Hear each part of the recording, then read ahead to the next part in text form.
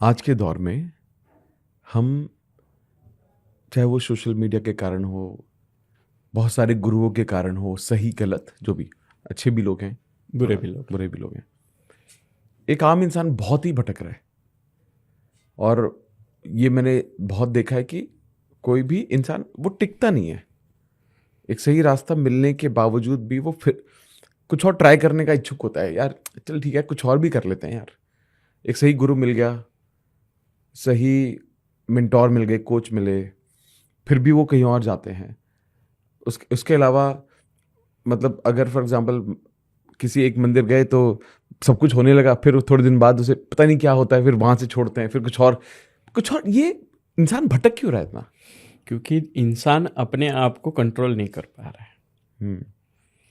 जब तक आप, मैंने कहा कि जब तक आप खुद को संतुलित नहीं कर पाओगे ना, तब तक आप एक जगह पे टिक नहीं पाओगे। हम्म। थोड़ी गणपति जी आते हैं 10 दिन के लिए, फिर हे गणपति बप्पा मेरा ये करवा दो, मेरा वो करवा दो। फिर नवरात्रे आते हैं, फिर हे माता रानी मेरा ये करवा दो, मेरा वो करवा दो। फिर दिवाली आती है कि हे माँ लक्ष्मी मेरा ये करवा दो, फिर वो करवा दो।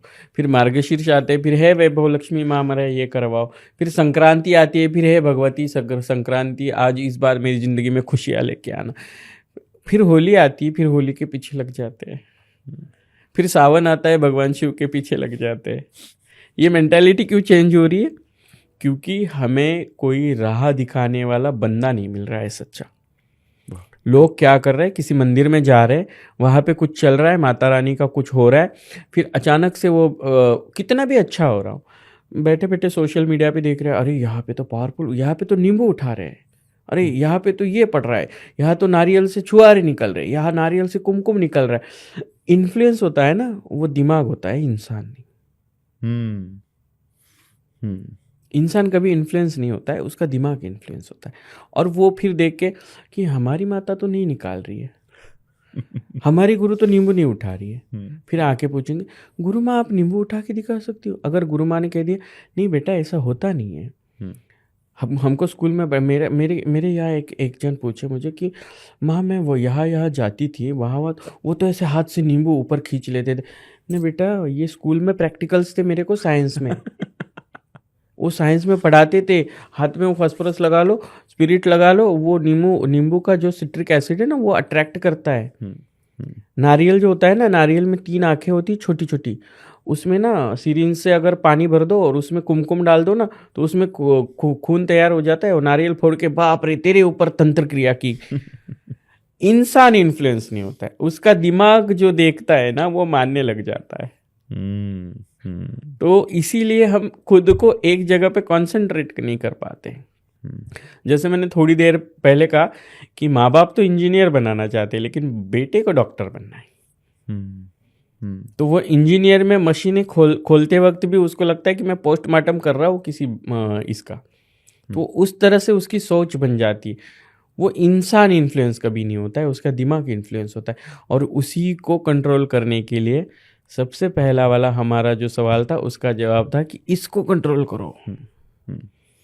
इसीलिए मैंने बोला कि तंत्र और दिमाग साथ में लेके चलते हैं, लेकिन समझता कोई नहीं है। और ये समझ जिस दिन आ जाएगी ना, तब इंसान इधर उधर नहीं भटकेगा। वो निर्गुण साकार स्वरूप उस पर ब्रह्म को मानने लग जाता है ना, तब उसको सच्चे गुरु की पहचान होती है। अगर सच्चा गुरु, देखिए गुरु करते हैं ना, तो सबसे पहले ये समझना, गुरु की व्याख्या भी समझनी जरूरी है। जो साक्षात सगुण गुह्य स्वरूप है ना, वो गुरु है। लोग बोलते हैं मैंने कल किसी इंसान को मिली, उन्होंने कहा कि मैंने माँ कालका को अपना गुरु बना लिया है। और तो मैंने उनको कहा कि अभी क्या प्रॉब्लम है? बोले मेरे ऐसे ऐसी दिक्कत आ रही। तो मैंने बोला कि फिर आपके गुरु का नंबर तो होगा ना आपके पास, तो उनको फ़ोन करके पूछ लीजिए ना, ये माँ कालका कि ऐसी ऐसी दिक्कत आ रही है, आपको मेरे पास आने की क्या ज़रूरत है? तो बोले नहीं वो तो भगवान है। तो बोले गुरु ही भगवान होता है बेटा। भगवान हर जगह नहीं जाते। कोई ज्ञान लेके अगर किसी चीज़ को करके अगर किसी पद पे बैठा है ना, तो वो गुरु बना है, वो सदगुरु गुरु बना है ना। तो उस गुरु को, वो मार्गदर्शक को, तुझे और उसको एक दूसरे से कनेक्ट रहना जरूरी। जब जब तेरे को दिक्कतें आएगी तभी तू माँ कालका को फोन करेगा। नहीं, माँ सपने में आके बता, ओए बेटा ये सपना वपना ऐसा नहीं होता है, ये मेंटली हमारी ना चीज़ें हैं, और साइकोलॉजी के हिसाब से हमारे दिमाग में ना कुछ ग्रंथियाँ होती है, वो जो ना थोड़े थोड़े केमिकल्स रिलीज करती रहती है, और वो सपने होते हैं हमारे। जो तू दिन भर करता है, जो तू दिन भर सोचता है, वो तुझे सपने में रियलाइज होता है। स्लीपिंग पैरालिसिस के बारे में सुना है तूने? वो क्या होता है? मैं बोली छोड़, तू अपने गुरुजी को फोन कर ले। ये सच्चाई नहीं है अमित जी, ये सच्चाई है कि नहीं? बिल्कुल बिल्कुल बिल्कुल बिल्कुल, यही हो रहा है। ये समझना जरूरी।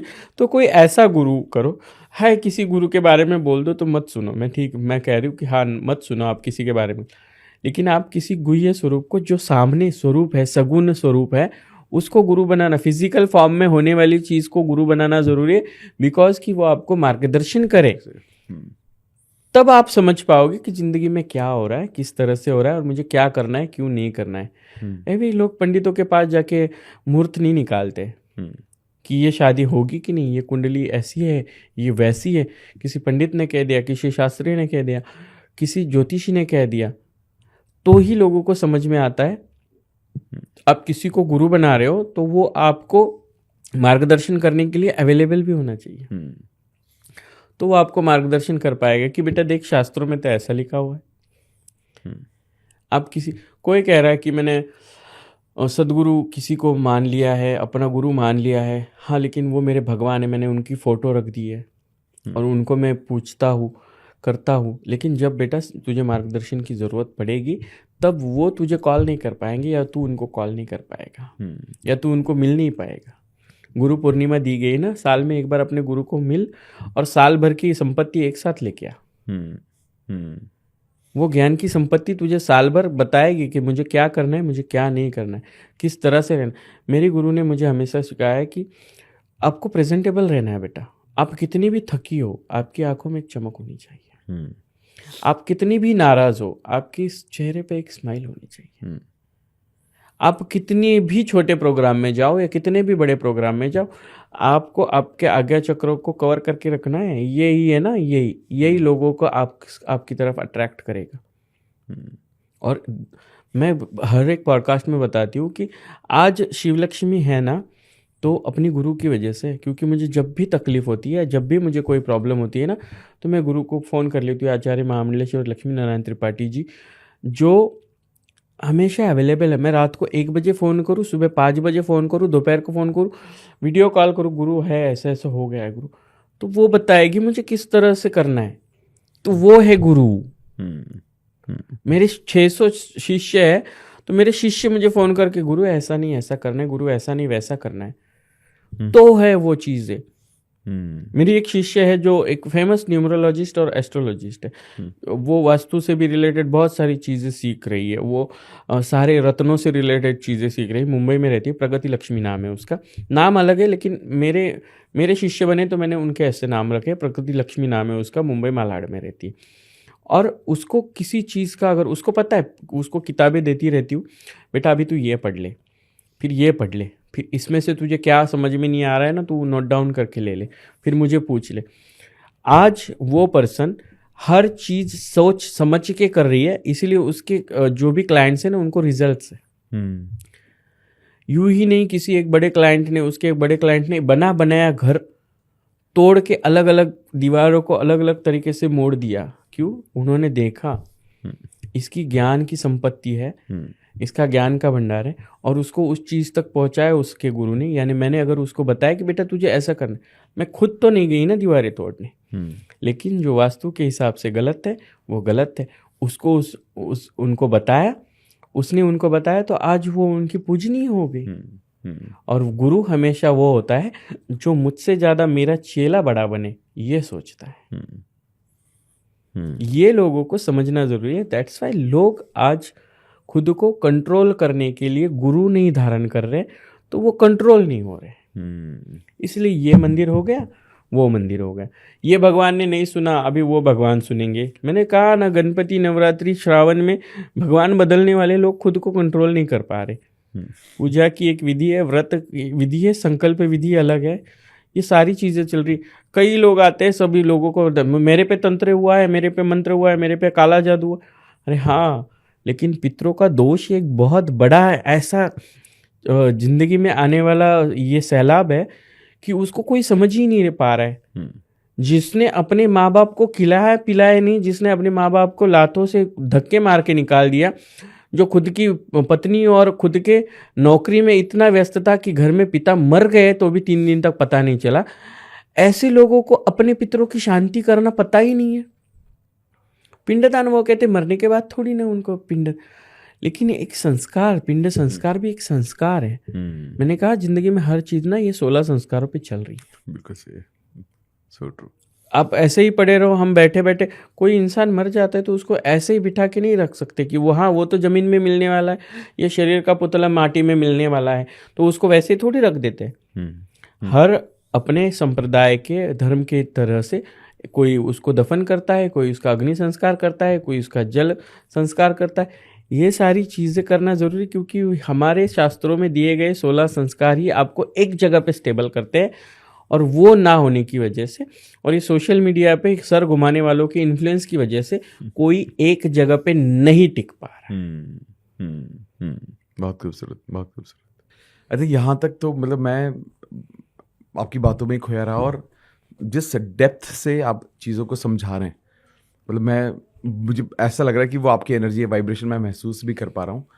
और साथ के साथ इतनी डेप्थ से आप इतनी गहरी बातें आप इतनी सिंप्लिसिटी से, अलग अलग एग्जाम्पल से जो समझा रहे हो ना, मुझे लगता है कि सभी लोगों के दिल तक पहुंच रहा होगा। ये बहुत ही खूबसूरत। लोगों को समझाना ज़रूरी है, बस कोई समझाने वाला चाहिए होता है। हाँ। और आप देखो इतने सारे 59 पॉडकास्ट हो चुके हैं, जैसे सवाल ना वैसा ही जवाब मिलेगा।